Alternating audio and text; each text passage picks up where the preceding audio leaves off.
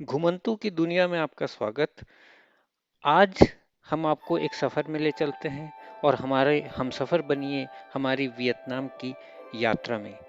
सुदूर पूर्व में बसा देश वियतनाम, जिसका इतिहास तो रोचक है ही, साथ ही रोचक है इसका भूगोल और भौगोलिक राजनीतिक परिस्थिति। अंकल हो को तो आप जानते ही होंगे, हो ची मिन जो वहाँ का सबसे बड़ा नाम। वियतनाम चीन की तरह एक कम्युनिस्ट मुल्क है, पर उसकी चीन से बनती नहीं। बनती है चीन के प्रतिस्पर्धी मुल्कों से, कोरिया और ताइवान।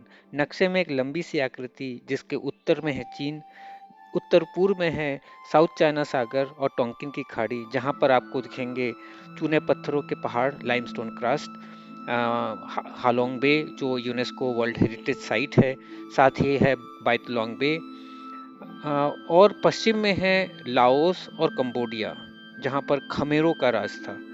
दक्षिण में फैला हुआ है हिंद महासागर, उत्तर में हनोई और दक्षिण में साइगोन, जो इसके बड़े शहरों में है। पर इसके अलावा भी वियतनाम में आपको घूमने के लिए कई जगह हैं, जहां पर सैलानी जाके वियतनाम का मजा ले सकते हैं। पर वियतनाम की सबसे बड़ी खूबसूरती है उनके लोग, उनके फ्रेंडली व्यवहार, और घूमने में आपको किसी भी तरह की कोई तकलीफ हमें हमारे 6 दिन की यात्रा में कभी महसूस नहीं हुई। भाषा का एक द्वंद्व हमेशा ही रहता है, उसके बाद भी हमें वियतनाम में हमारे 6 दिन बड़े अच्छे से गुजरे। हमने कई डे टूर भी किए हैं, हालोंग बे में एक रात भी गुजारी है। ये सारी विवरण इस वीडियो में आपको मिलेगा। इस वीडियो को आप देखिए और हमारे चैनल को सब्सक्राइब भी कीजिए। ये तस्वीरें हैं हनोई के दक्षिण में बसे निन बिन प्रांत के, जहां आप कई दर्शनीय स्थल आप देख सकते हैं। ये तस्वीरें हैं शांग आन के। वैसे ही टॉमकॉक, बाइडिन पगोडा और मुआ केव्स भी आप कवर कर सकते हैं डे ट्रिप में। चलिए शुरू से शुरू करते हैं हमारी वियतनाम और हनोई की यात्रा। दिनांक 31 मार्च 2023, स्थान बेंगलुरु। और बेंगलुरु से हम जा रहे हैं इंडिगो के फ्लाइट से कलकत्ता, और कलकत्ता से है हमारी direct flight to Hanoi. IndiGo की हनोई और होचिमिन सिटी की सुविधाएं आपको मिलेगी डायरेक्ट फ्लाइट की। हनोई आपको 2 घंटे 50 मिनट में, और होचिमिन सिटी 3 घंटे 30 मिनट में आपको पहुंचने में लगेंगे। इसके अलावा भी वियत जेट के और भी शहरों से वियतनाम को जोड़ा हुआ है, जो आप देख सकते हैं। ये तस्वीरें हैं कलकत्ता के नेताजी सुभाष चंद्र बोस इंटरनेशनल टर्मिनल के, और हम वेट कर रहे हैं हमारे बोर्डिंग के लिए।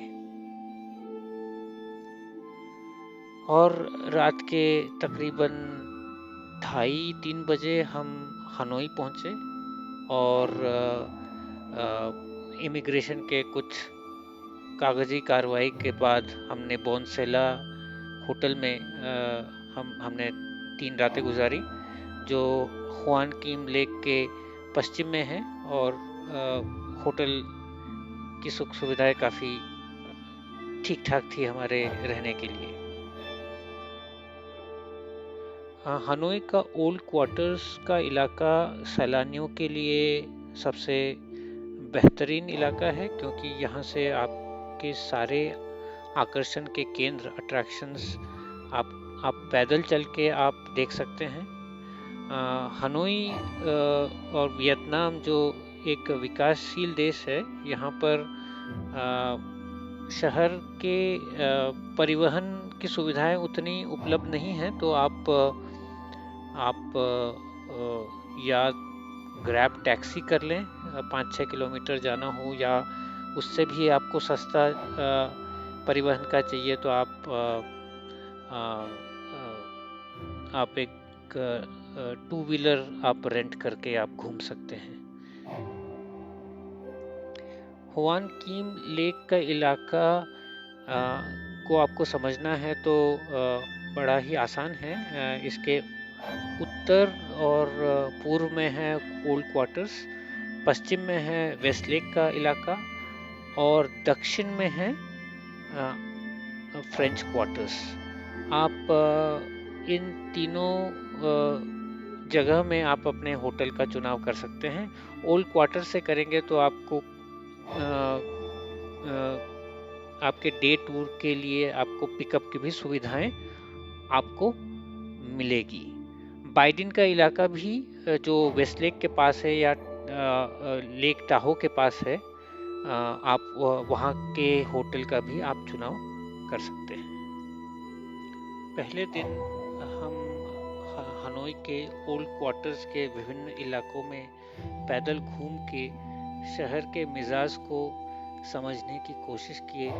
वहाँ के लोग, वहाँ की संस्कृति, वो किस तरह के खाना खाते हैं या और क्या क्या उनकी गतिविधियाँ हैं, इन्हीं में यही देखते हुए हमारे पहला दिन गुजरा, जो काफ़ी रोचक रहा। बाज़ारों में घूमते हुए हमें कई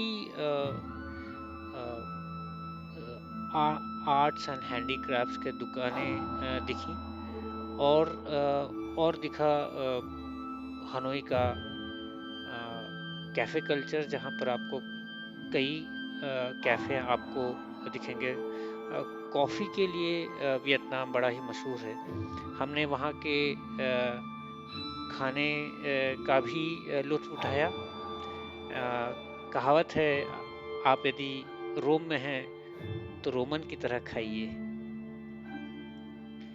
पेट पूजा के बाद फिर हम निकले हनोई का एक आकर्षण देखने, वो है वाटर पपेट शो।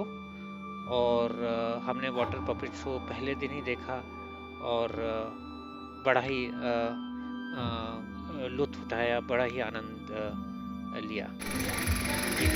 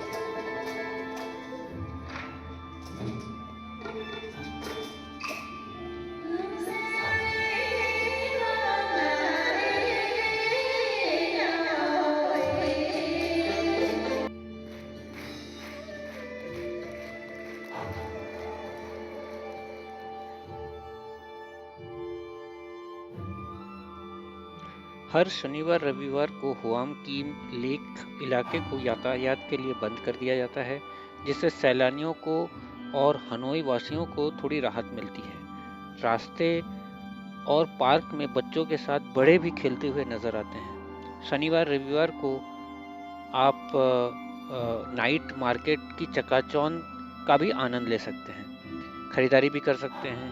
यहाँ आपको कपड़े, आभूषण, ज्वेलरी, अ, आर्ट्स जैसे कई दुकानें मिलेंगी। यहाँ आपको खाने पीने की भी दुकानें यहाँ आप देख सकते हैं।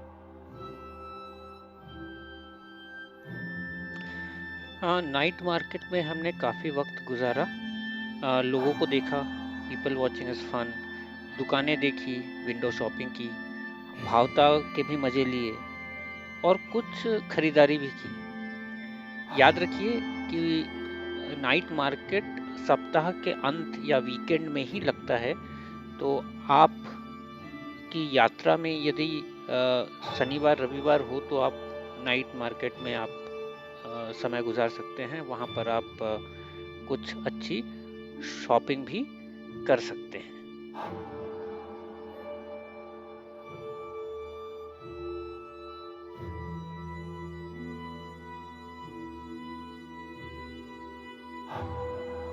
यहाँ मैं और सशमित वियतनाम का लोकल डेजर्ट एंजॉय कर रहे हैं, जिसे चे कहते हैं, और बाद में हमने डिनर किया।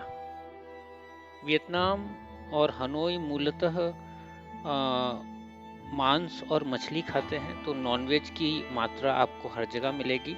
लेकिन याद रखिए कि वियतनाम एक बुद्धिस्ट देश है, जहाँ पर आपको कई वेजिटेरियन या शाकाहारी ऑप्शंस भी आपको मिलेंगे। और मैंने कुछ इंडियन ईटरीज भी देखी जहाँ पर हलाल भी मौजूद है, तो खाने की कोई दिक्कत नहीं है।